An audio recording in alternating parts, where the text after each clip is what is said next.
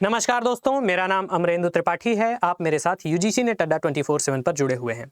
आप सभी का परिणाम दिसंबर 2024 के सत्र का जारी हो गया है, जिस पर बात करने के लिए मैं आपके साथ जुड़ रहा हूं। परिणाम के साथ एनटीए एक डेटा भी जारी करता है कि कितने छात्रों ने इस बार अपीयरिंग की, कितनों का जेआरएफ हुआ, कितने का नेट हुआ, कितने का पीएचडी ओनली हुआ। मैं आज आपके साथ जब इस सत्र में जुड़ा हुआ हूं तो इसका आपके कट ऑफ या अगले बार जून 2025 के सत्र पर क्या प्रभाव पड़ेगा, यह बात करने के लिए उपस्थित हुआ हूं।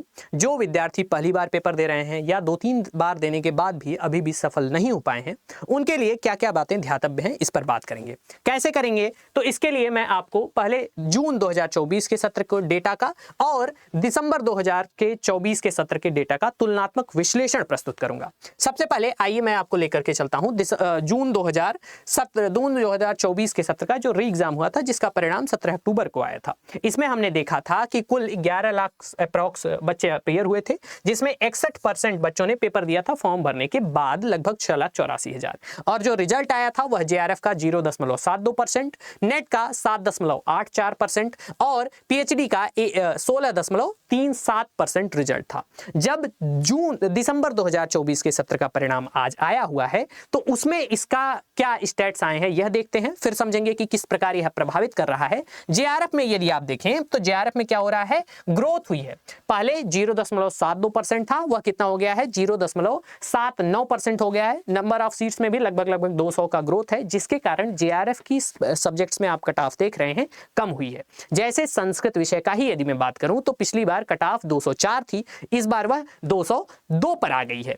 इसके अन्य विषय पे क्या है, नेट की दिशा से यदि आप देखें, पिछली बार कितने थे, 7.84 थे, इस बार 7.42% आया है। अपीयरिंग का 76% बच्चे अपीयर हुए, लगभग 6,49,000, उसका आप लगभग देखेंगे 6.5 लाख बच्चे अपीयर हो रहे हैं। लेकिन जो नेट का रिजल्ट है वह घटा हुआ है, जिसके कारण कट ऑफ बढ़ी है। आप जानते हैं अधिकांश लोगों का टारगेट नेट ही होता है। पीएचडी के लिए जो लोग जाते हैं वह जेआरएफ फोकस करते हैं। साथ ही साथ अगर पीएचडी ओनली की बात करूं तो इसके रिजल्ट में हमें लगभग 1% की ग्रोथ देखने को मिल रही है। अब इस आकलन के आधार पर जब हम जून 2025 के सत्र की तैयारी कर रहे हैं तो हमें क्या क्या ध्यान रखना है। हमें सबसे पहले तो आपको कट ऑफ को लेकर के जो संभावना है कि कट ऑफ लगभग स्टैंजेंट है।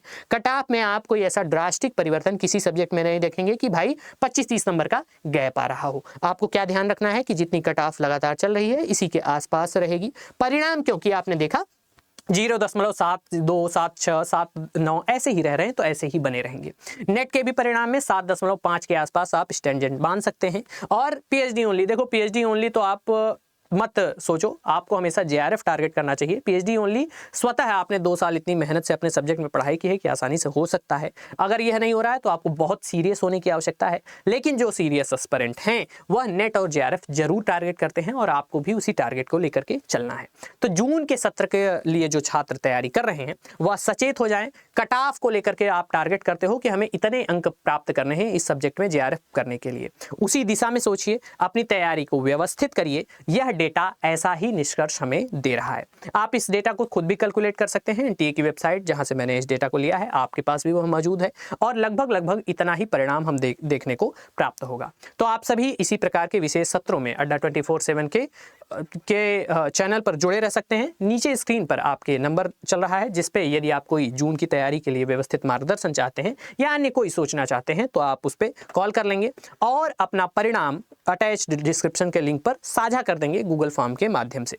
अन्य कोई जिज्ञासा आप कमेंट बॉक्स में बता सकते हैं। आप सभी जुड़े, इसके लिए बहुत बहुत धन्यवाद। लाइक करिए इस वीडियो को, चैनल को सब्सक्राइब करिए। मिलेंगे अगले सत्र में। धन्यवाद। नमो नमः।